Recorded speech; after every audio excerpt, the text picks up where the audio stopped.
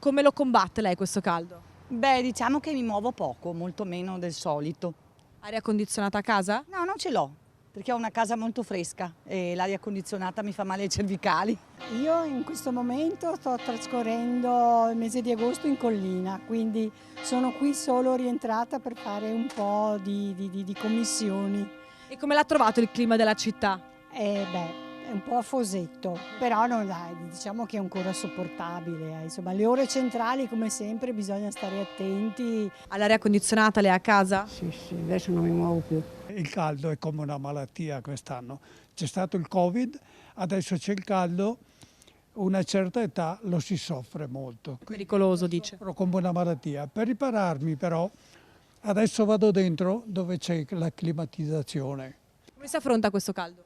Come si affronta? Stando a casa, se fossimo più intelligenti, ma visto che non lo siamo, usciamo lo stesso. Vedo che lei ha il cappellino. Il cappellino sì, aiuta molto il cappellino.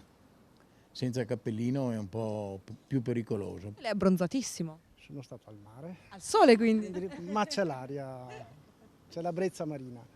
Voi siete riparati all'ombra qui di un bar? In particolar modo, oppure in pasticceria c'è l'aria condizionata anche dentro, ma è piacevole a volte stare anche fuori. Si sente meno la diversificazione dall'aria fredda al caldo. Se dura relativamente poco, lo sopportiamo.